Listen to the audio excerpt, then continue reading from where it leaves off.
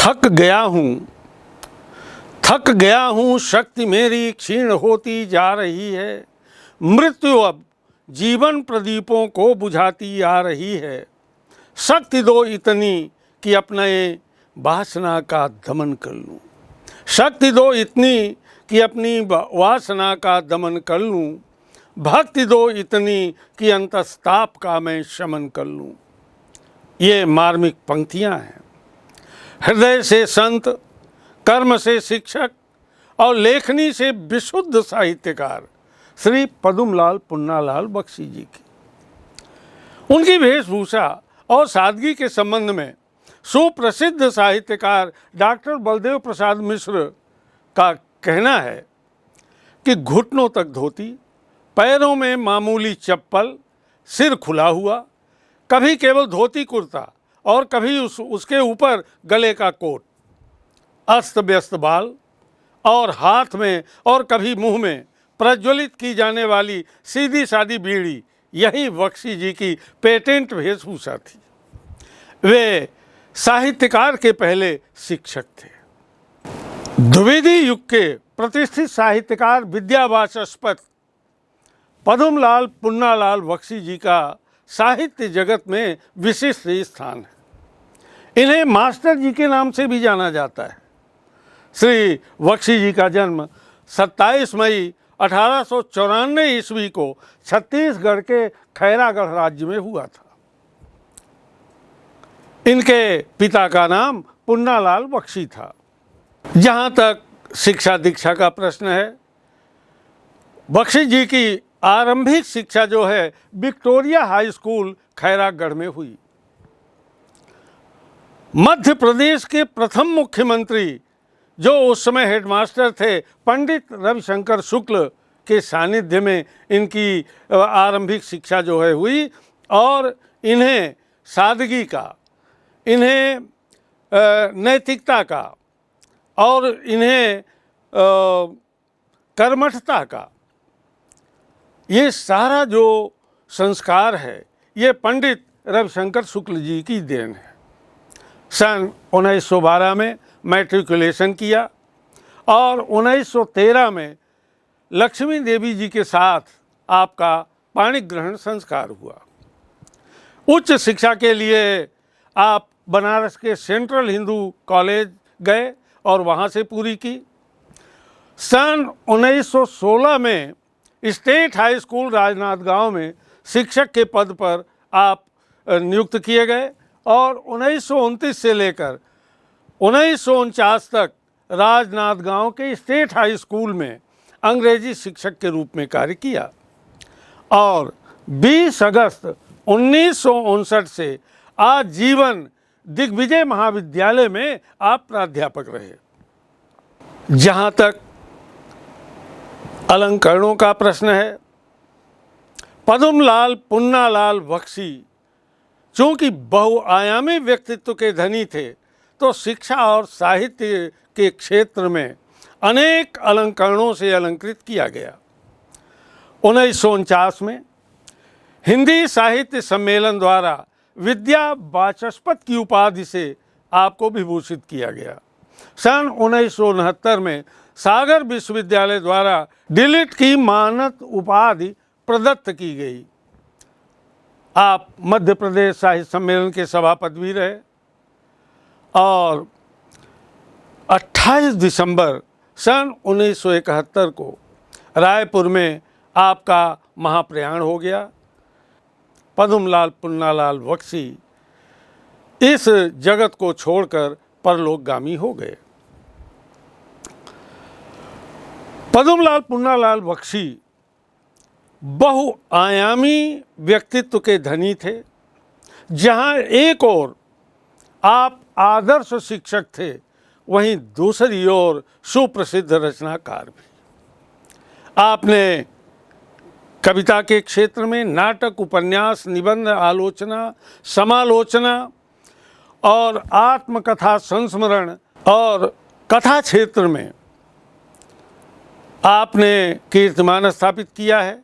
काव्य संग्रह, अश्रुदल, शतदल और पंचपात्र नाटक के क्षेत्र में आपका अन्नपूर्णा का मंदिर बहुत प्रसिद्ध नाटक रहा है, और दूसरा है उन्मुक्ति का बंधन।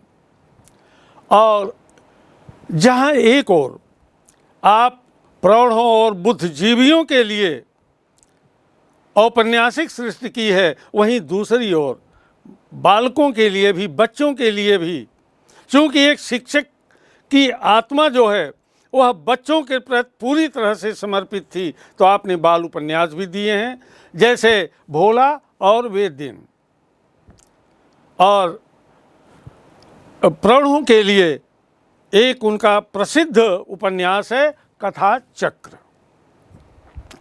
निबंध और समालोचना के क्षेत्र में जैसे हिंदी साहित्य विमर्श, विश्व साहित्य, पंचपात्र, पंचरात्र, प्रबंध पारिजात, ये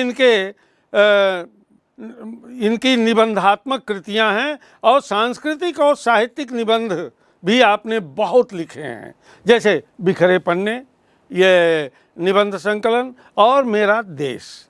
इन दोनों में हमारे देश की सांस्कृतिक विरासत को परिभाषित किया गया है, उसका वर्णन किया गया है। और प्रदीप, कहानियों में झलमला बहुत चर्चित कहानी रही है। तो कहानी संकलन के दो मुख्य रूप से प्रकाशित हुए थे, एक झलमला, एक अंजलि।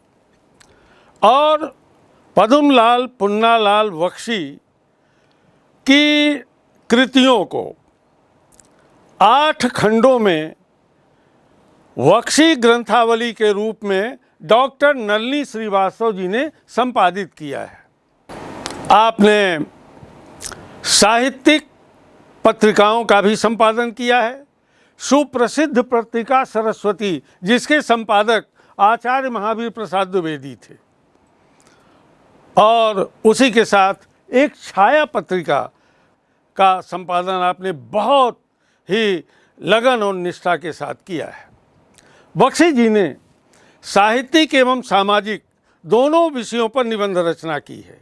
इनके निबंधों में द्विवेदी युग की छाप स्पष्ट रूप से दृष्टिगोचर होती है, परिलक्षित होती है। बख्शी जी सर्वदा राष्ट्र और समाज की प्रगति हेतु जागरूक रहे। सामाजिक जीवन की रूढ़ियों, परंपराओं एवं कुरीतियों पर आपने प्रहार किया है, जो समाज के लिए हितकर नहीं थी। भाषा सजीव, प्रभावपूर्ण और सरस है। इनकी भाषा में उर्दू, फारसी और अंग्रेजी के शब्दों का मिश्रण है। मुहावरों और लोकोक्तियों का सुंदर प्रयोग किया है। भाषा प्रांजल, बोधगम्य और प्रवाहमय है। अपनी बातों को छोटे छोटे वाक्यों में कहने में सिद्धहस्त थे बख्शी जी।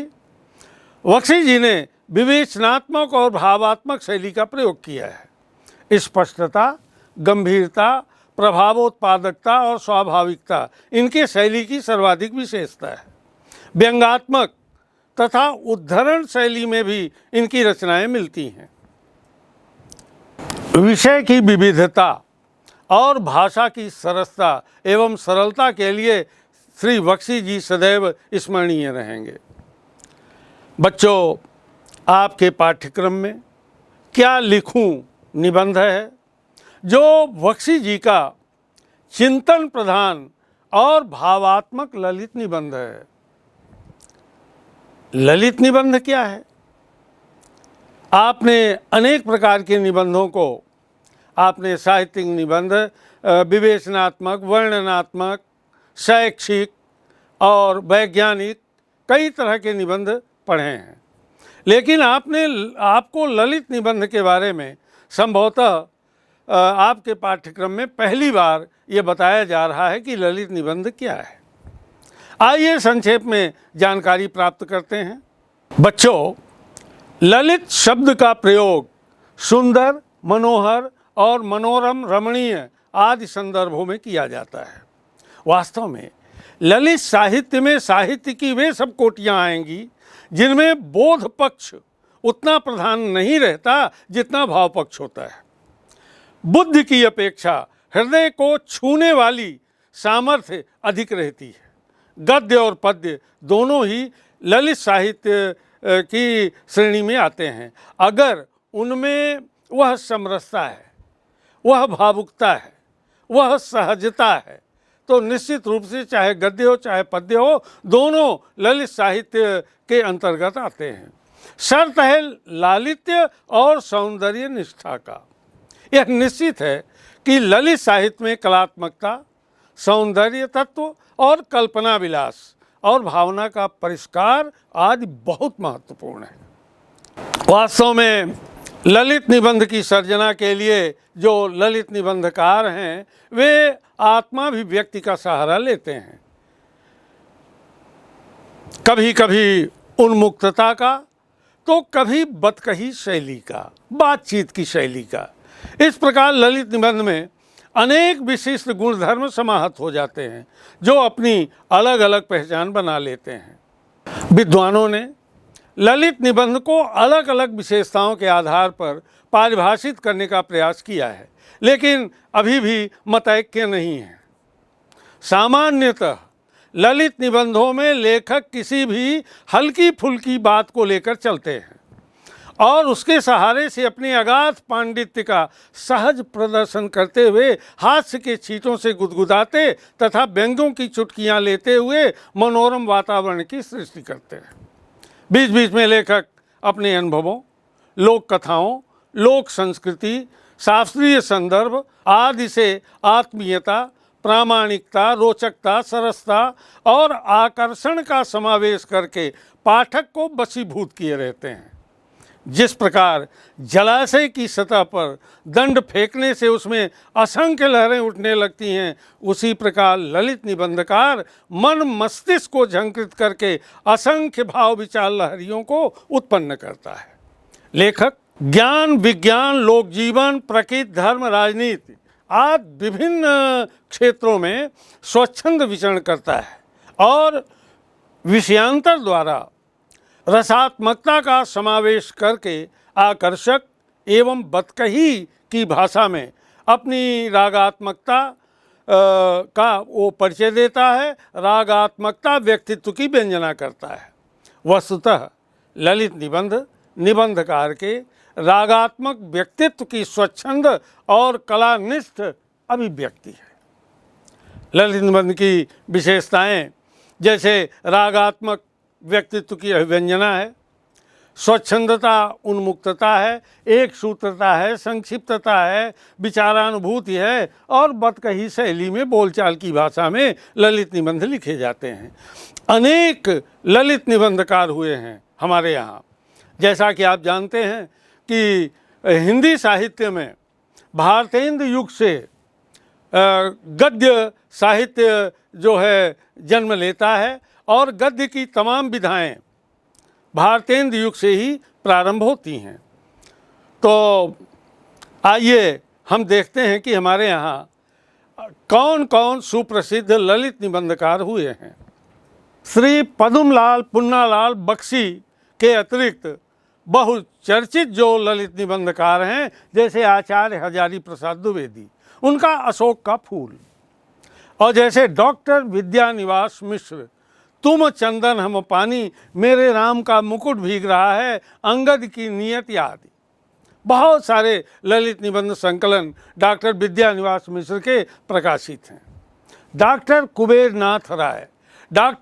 नाथ राय की जो बहुचर्चित कृति है प्रिया नीलकंठी, निषाद बांसुरी, गंधमादन, रस आखेटक आदि अनेक ग्रंथ हैं इनके। विवेकी राय ने फिर बै तलवा डाल पर और गमई गंध गुलाब, ये दो इनके ललित निबंध संग्रह बहुत ही प्रसिद्ध हुए हैं। डॉक्टर धर्मवीर भारती, इनका जो ललित निबंध संकलन है ठेले पर हिमालय, और श्री हरिशंकर परसाई, इनका जो है वैष्णव की फिसलन, ये बहुचर्चित कृति है। डॉक्टर श्रीराम परिहार, इनका जो है परिहार जी का धूप का अवसाद, रसवंती बोलो तो आदि अनेक निबंध संकलन प्रकाशित हुए हैं। जैसे श्री गिरीश पंकज जी का साहित्य की संस्कृति, मीडिया और भ्रष्टाचार, राष्ट्र और राष्ट्रवाद, इनके निबंध संकलन बहुत प्रसिद्ध हैं। और अमृत राय जी की रम्या और श्री रविन्द्रनाथ त्यागी जी की मल्लिनाथ की परंपरा बहुचर्चित निबंध संकलन है। इसी तरह से श्री ताराचंद पंड्या श्याम, इनका श्रद्धावान लभते ज्ञानम और सत्यम परम धीमहि आदि अनेक ललित निबंधकारों ने अपनी लालित्यपूर्ण भाषा में ललित निबंधों को दिया है, जो हिंदी साहित्य में बड़े चाव और श्रद्धा और प्रेम के साथ पढ़े जाते हैं। अब बच्चों, आइए देखते हैं क्या लिखूं। ये बख्शी जी का बहुत ही प्रसिद्ध निबंध है जो आपके पाठ्यक्रम में है।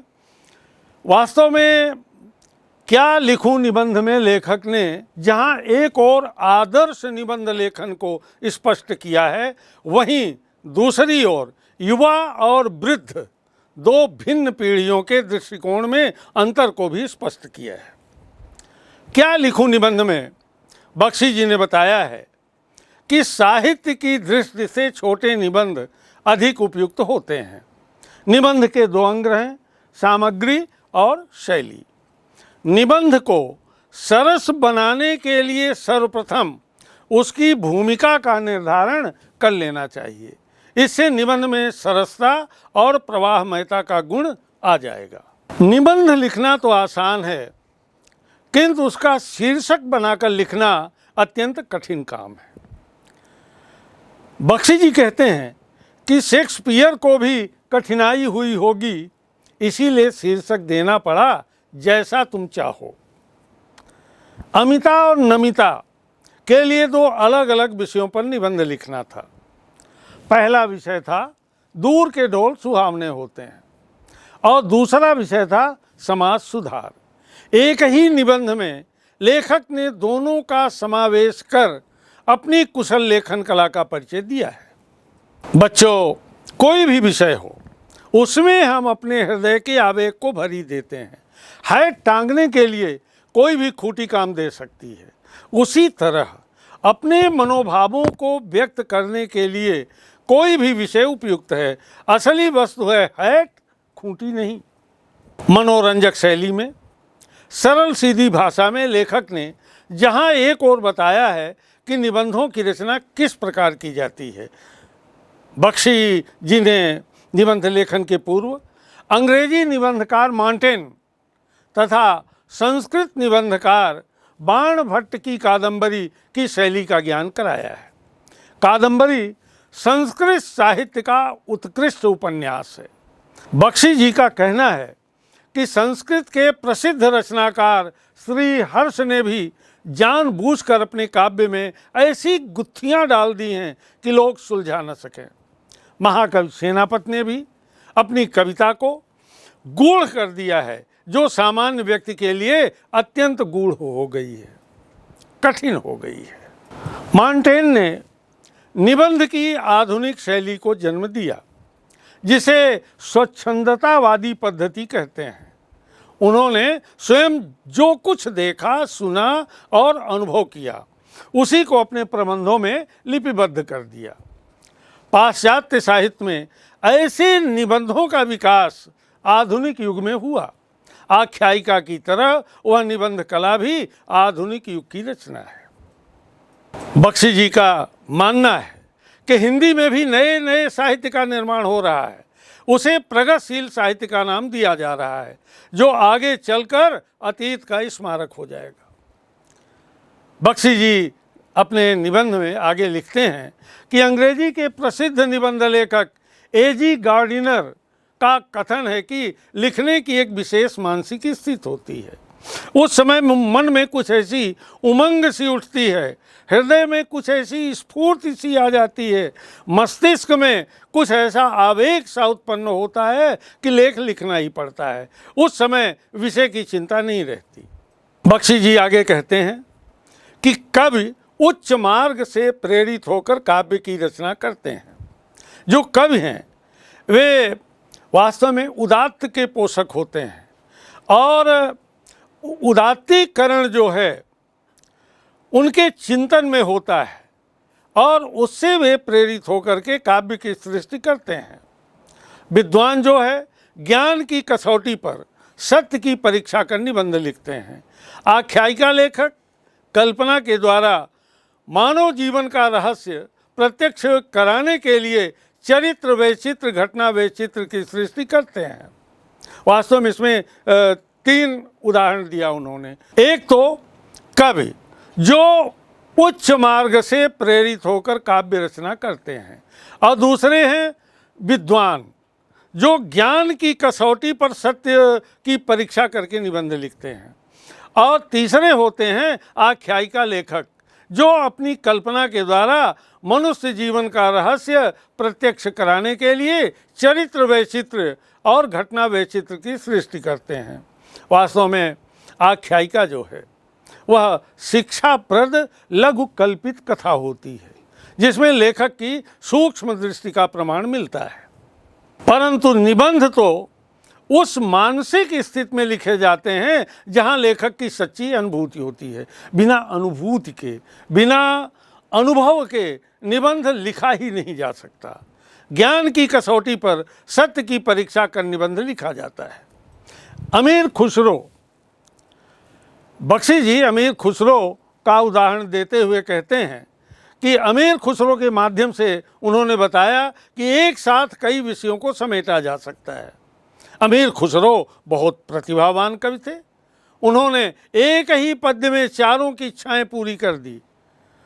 वास्तव में कुछ महिलाएं कुएं पर पानी भर रही थीं। अमीर खुसरो उधर से गुजर रहे थे।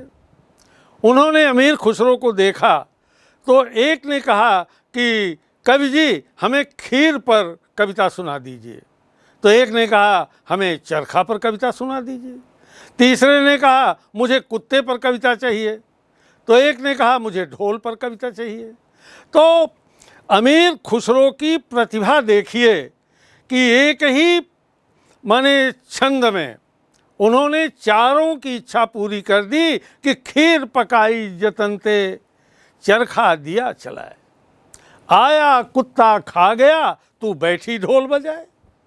बच्चों, इस निबंध में लेखक ने मुहावरे का प्रयोग करके शब्दार्थ पर आधारित रोचक निबंध की रचना करने के लिए ढोल की आवाज़ की सत्यता को उपस्थित किया है। इस विषय पर चर्चा करते करते उन्होंने समाज सुधार पर चर्चा कर बताया कि समाज सुधार क्या है। साथ ही प्रगतिशीलता आती है। लेखक का व्यक्तित्व उभर कर पाठकों के सामने आ जाता है और दूर के ढोल सुहावने होते हैं, इस तथ्य का रोचक ढंग से निरूपण किया है। तरुणों और वृद्धों के मनोविज्ञान का बहुत ही सटीक चित्र बख्शी जी ने इस निबंध में खींचा है। उन्होंने बताया है कि जो तरुण जीवन संग्राम से दूर हैं, भविष्य के सुंदर सपनों में खोए रहते हैं, वे संसार की कठोरता और वर्तमान की यथार्थता से सदैव दूर रहना चाहते हैं।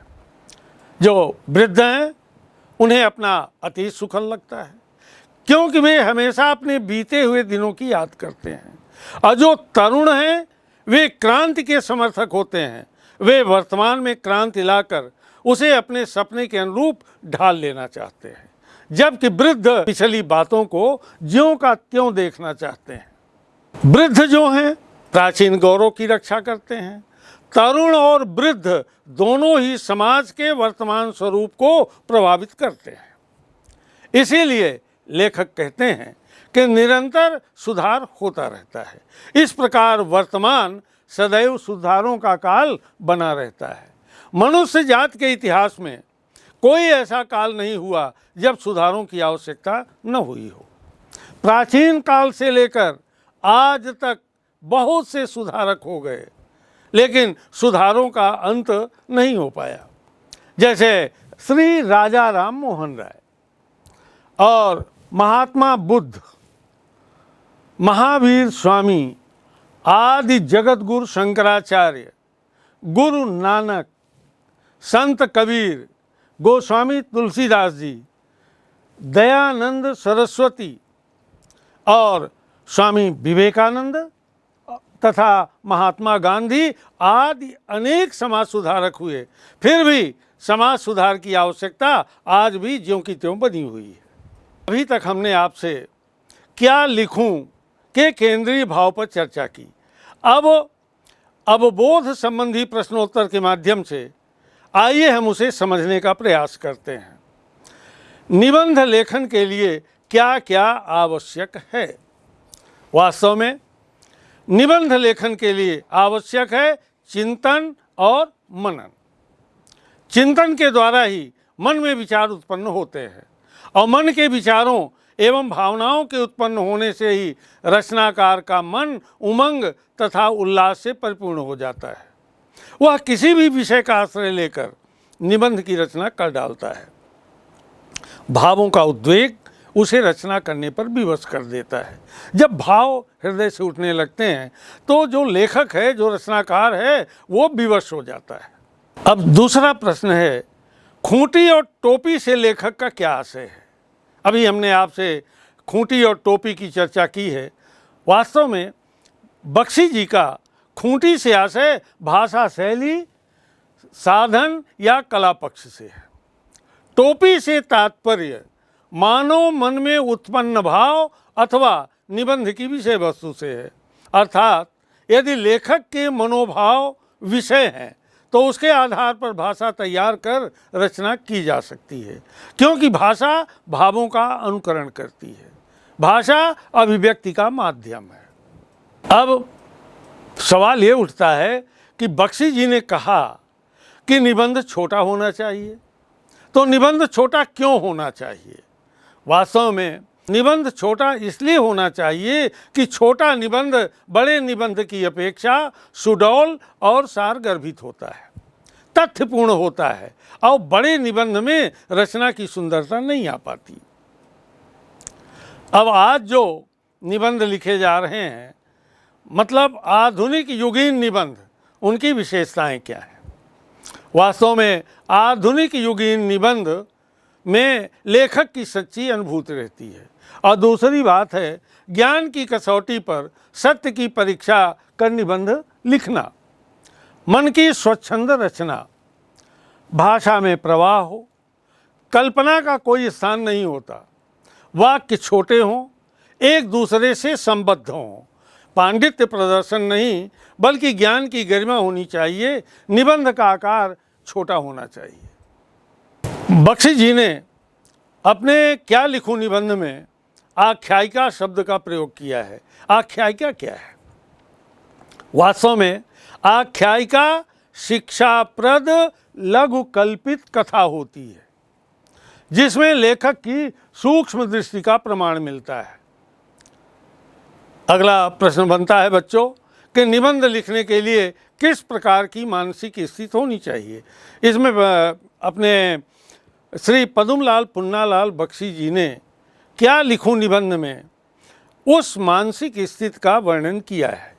वास्तव में निबंध लिखने के लिए कुछ इस प्रकार की मानसिक स्थिति होती है जिसमें न ज्ञान की गरिमा रहती है और न कल्पना की महिमा, जिसमें जीवन का गौरव भूलकर हम अपने में लीन हो जाते हैं, जिसमें हम संसार को अपनी ही दृष्टि से देखते हैं और अपने ही भाव से ग्रहण करते हैं।